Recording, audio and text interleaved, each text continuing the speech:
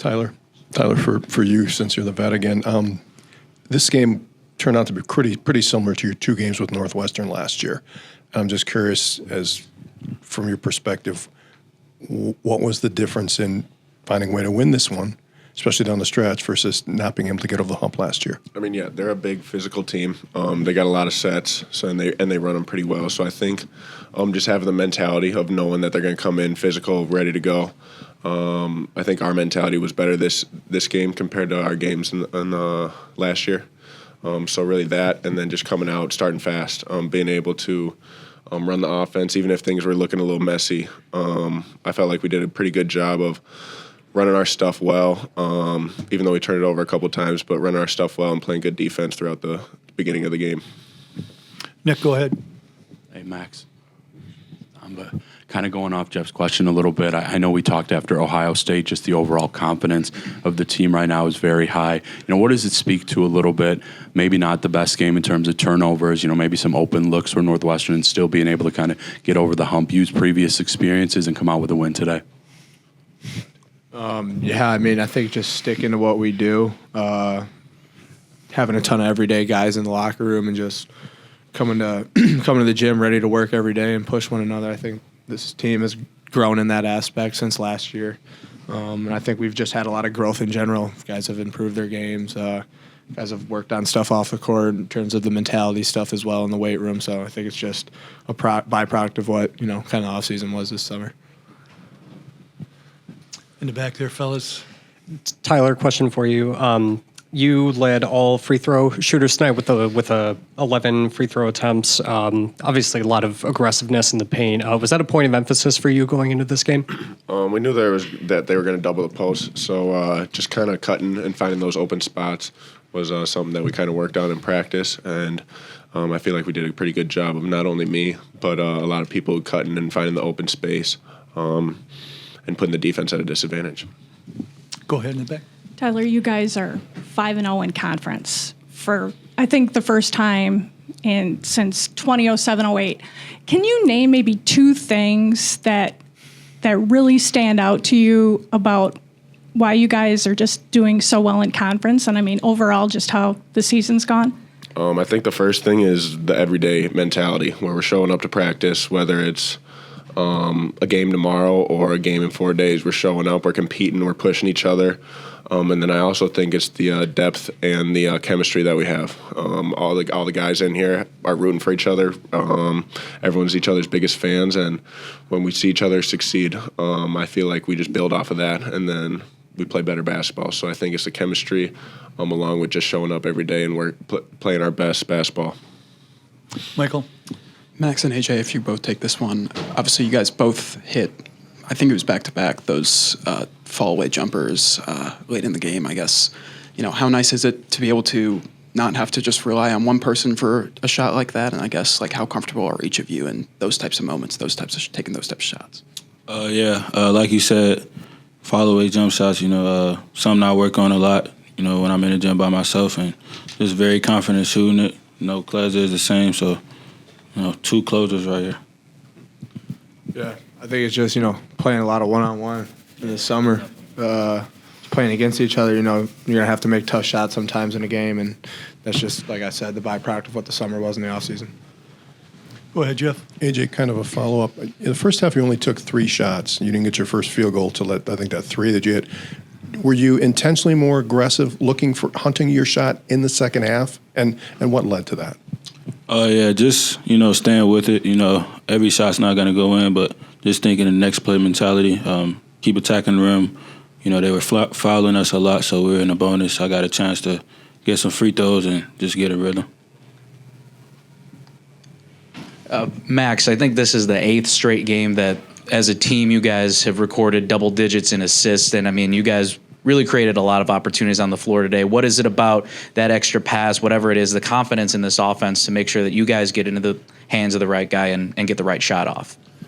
Yeah, I think it's an attribute to the best point guard in the Big Ten that we got, 23, running the show for us. He does a really good job at controlling the game, controlling the pace, plays at the tempo we want to play in, and then, doesn't necessarily really show up, but then you force one of their better players, Boeheim, into 22 shot attempts and just trying to make them inefficient as possible. That's stuff that really you can't find within the stat sheet or something like that. So the mentality he has and, the confidence he's playing with, the confidence we have in him right now is at an all-time high. So just sticking to what we're doing. Ready to hear, and then Jeff. Max, Coach Collins just said that he thought their defense did a good job kind of disrupting y'all's offensive flow, but just with the way they rotate heading into the game, did you anticipate kind of getting so many open looks from three?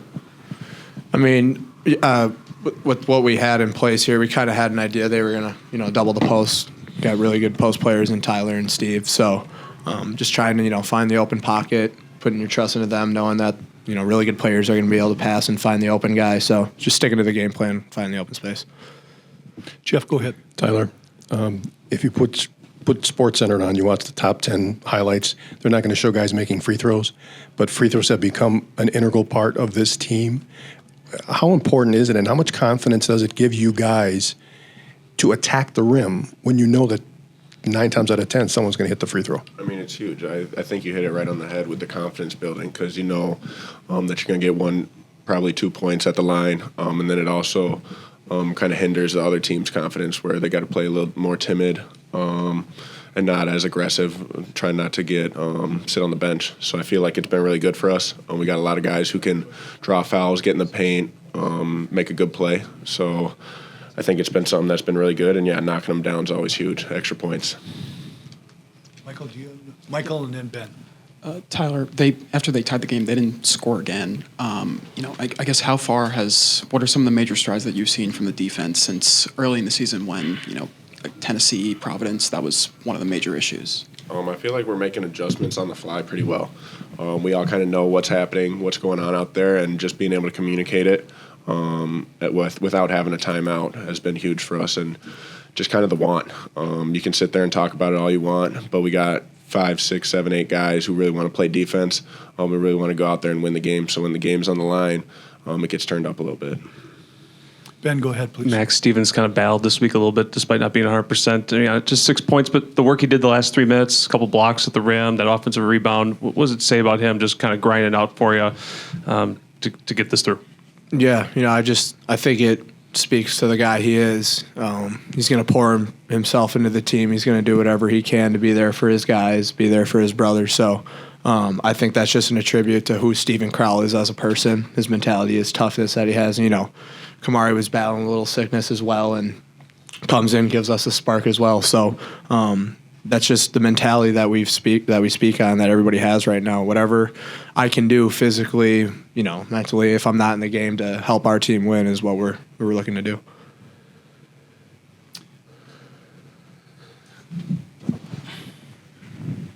One more for the fellas. Max, you're not really a guy who needs a lot to fire himself up, but again, a performance like today, again, just what does that mean to you? Just to follow up again.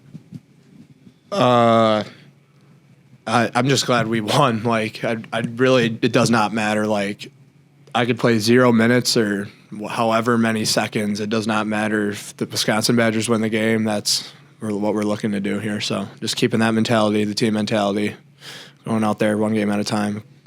Really proud of our guys. I thought physically Northwestern played exactly how we thought they would. Extremely physical, really coming at us in the post traps and aggressive in the ball screens, and we didn't respond to it early.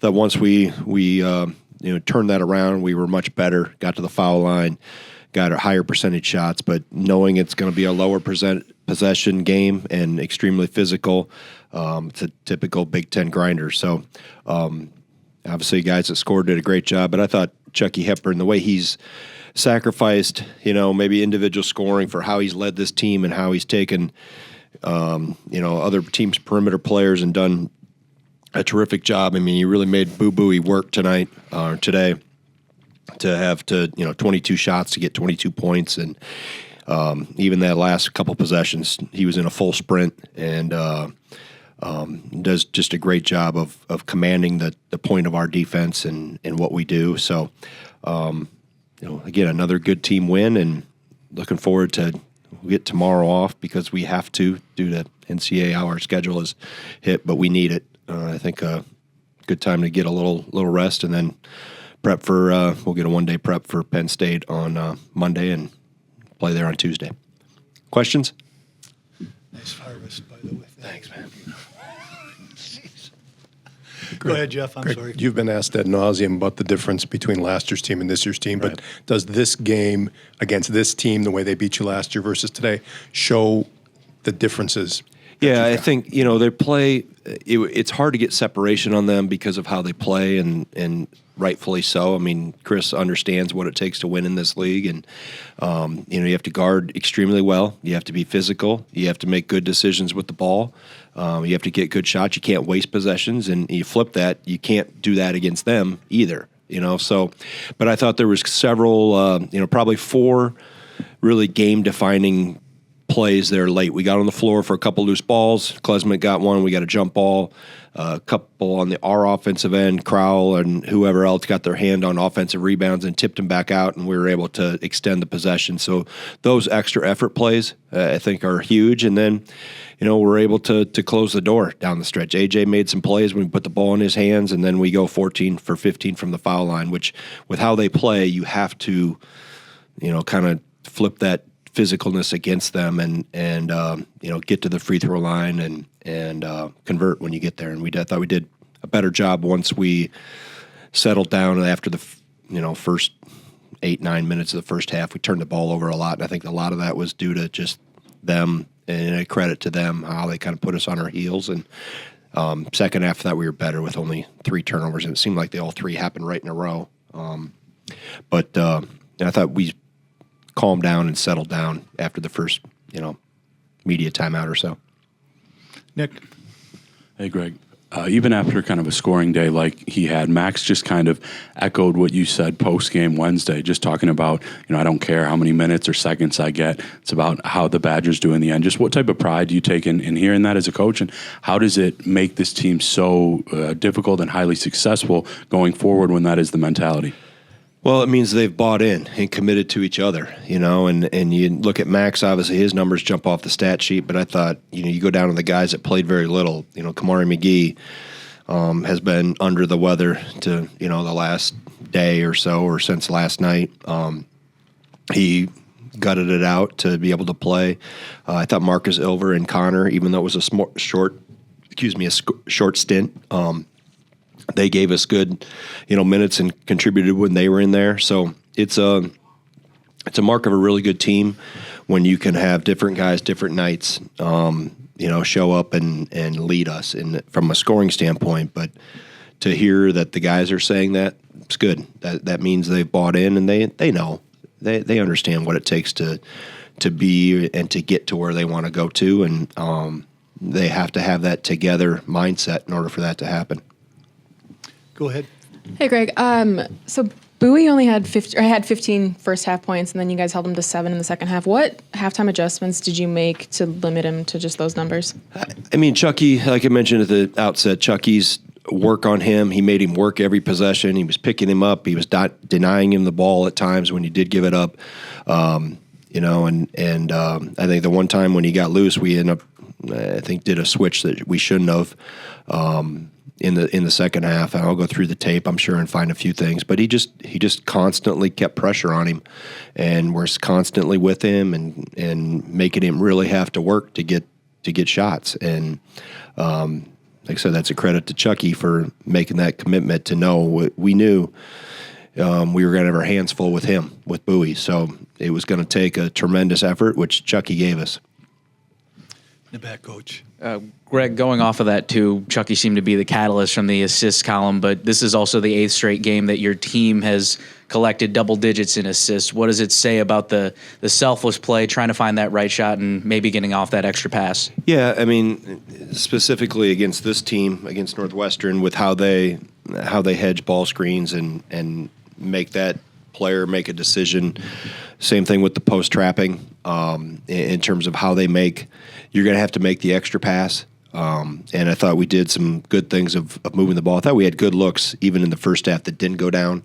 But that unselfishness and willing to share the ball is key. And and they know, again, much like the mindset we've talked about, that's what makes us good, because we are unselfish and we have a lot of guys that can score, but you have to give yourself to the team, and this group has done that.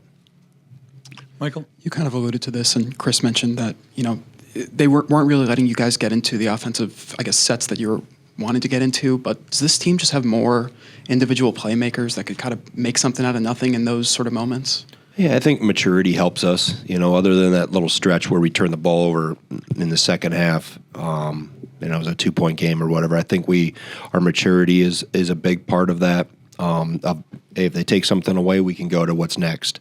And again, with their switching and stuff, I didn't think we made the best decisions early, where the ball should have went. But that, like I said, the physicalness and the switching that caused us maybe to be a little hesitant early.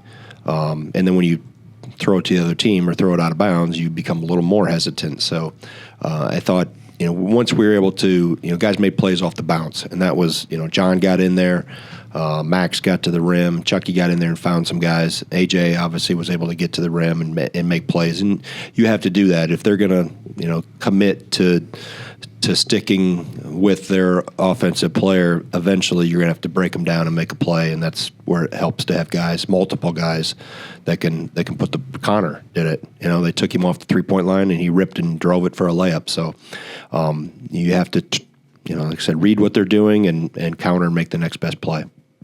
Nick, then Jeff.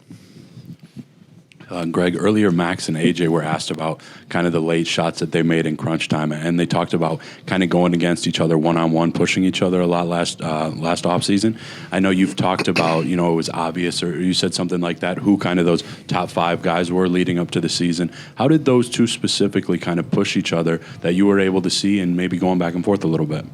Yeah, they pair up. I don't see what they do when I'm obviously not here, and they're in the gym a lot on their own. So, obviously in the off season, a tremendous amount. But they're both competitors in different ways. Max, obviously, you can hear his voice; he's a little more vocal. AJ's not as vocal, but both are fiercely competitive. So whether it's practice drills and we end up in some one-on-one situations, and obviously that's early in the year, they both. I think thrive in those moments. They both like those moments, those winning time moments to be able to close games out, and and obviously it always looks good when the ball goes in. But I thought AJ made some extremely tough shots, but you have to when things are on the line. We had a guy here 2 years ago that could make tough shots too when things were on the line, and the willingness to want that. It's one thing to be able to do it, but the willingness when the lights are on and the pressure's on, that's good that we have multiple guys that can deliver. Jeff, go ahead. Greg, on Chucky, if I remember correctly, when he was a freshman, as the season went on, you guys told him, hunt for your shot more, be more assertive offensively. Last year, you had to take on a bigger shooting load. This year, it's completely different. What does that say about his ability to kind of mold his game, I guess, to whatever the team needs? Yeah, it speaks volumes to his unselfishness. And then here's the other thing to keep in mind, too, Jeff. They're committing their best perimeter defender to him. So he's saying, okay, now I've got Klesmit and Storr and Wahl, and then here comes Blackwell and Asijan. So by him, his willingness to sacrifice for the team and maybe distribute a little bit more, but also at the same time, he's making their best defender work if they choose to do that. And most teams have done that. They know that Chucky still can score, and there'll be a point in time where he'll be able to and need to and be more aggressive. But when other guys, he reads the situation really well. I think he has a really good feel for how to command a team. His suggestions on calls and timeouts have grown in terms of him understanding what he wants and what we need to attack and how we need to attack. So just some, like I said, just a growth into what I think is one of the best, if not the best, point guard when you take all things that go into winning and leading a team in this league. I wouldn't trade him for anybody. For sure. Michael? Johnny Davis's name was thrown around talking about AJ coming into the year. I guess with all he's kind of grown, on the ball with his ball handling, do you consider that potentially a good comparison for him? They're different. in some ways, similar in others. I mean, I don't know. I want AJ to be the best version of himself, and he's got a long ways to go yet. I've said it many times. I know everybody is wowed by what he can do. I see what he can't do yet and what he still needs to be able to do, and that's the exciting part, is that he's made an impact, but he's still got a lot of things he's got to continue to get better at, to help us and to, help his future whenever that may be. So I think just trying, and that's one of the primary reasons why he chose to come here. He knew he was going to be committed to getting coached and learning and growing, and he's bought in and takes the coaching. And there were times today I wasn't happy early with him, but he responded, and that's the mark of a player that, like I said, understands. He's learning what winning entails and what it encompasses and what you have to do to win at a high level at this level with this team. So. Like I said, there's a lot of good things that he's done, but I see all the things that he can get better at, and that's what that's my job, to keep pushing him towards those. So you have two more for Coach in the back. And Greg, balancing staying the course, but also patting yourself on the back. What does it say to you that this group is 5-0 to start off Big Ten play? They understand, my message the last couple of days is don't let success change you. So how we prepare, how we approach off days, how they utilize this afternoon, tonight, tomorrow, all those things go into how you make sure you stay the course. And I've used a lot of quotes, different things. Yesterday I went on a rant about Nick Saban, just how his messaging over the years I've always felt was point on. And obviously everybody's regurgitating it now because of his retirement, but just those things. It's as I told him yesterday, it's not easy. It's not. It should be hard, and it has to be hard. You don't have a lot of choices. That's one of Nick's saying. You really don't have a choice. How good do you want to be? And are you willing to commit and stay disciplined and stay focused on that path? And if you have a little success, you can't change what got you there. You have to do more of whatever it was that got you there. And so they get constant reminders about not being content, not being complacent. And I think we have good leadership within the locker room they're hungry. The older guys are hungry for more. And but they understand, experiences on the court from last year have helped us, but also they have a feeling of unfulfillment, from last year. Like, we got something to prove. And that's the edge I want them to keep. I want them to have an edge. And if they're upset with me once in a while, good. That's fine. I'll trade that for them keeping themselves together and keep pushing and keep challenging themselves for more. Because in the end, they'll appreciate, putting everything into this journey. You've talked about Chucky's defensive performance, right. But Barry and Langborg combined for 14 points and only made 1 3. How are your other guards kind of able to make their life difficult, and how much of a priority was that? Yeah, that was a big priority. We've faced in the last 2 games really good shooters in Tamanaga last Saturday and Jamison Battle Wednesday at Ohio State. So there's a lot of comparisons in terms of specifically with Barry. I think he's really improved his game, shooting at 40-some% from 3. And Langborg has given them another perimeter threat. So we can't fall asleep. If you do, you're going to be behind on a screen. You crash into a screen. So it was really about our rules and how we teach and implement our defensive system. And then there's tweaks based on scouting reports and individuals. But it was an alertness game is one of the things we use. You have to be on high alert all the time, because if you relax, they're going to either get you back door, they'll get you, off a screen for a 3. The one Barry did get that hit off the rim and off the top of the backboard and went in, we got a little behind on a little out of bounds. I think they ran it off an out of bounds play. So just be a little behind on the chase. But by and large, I thought a pretty good job of not violating rules and sticking to how we planned to approach it.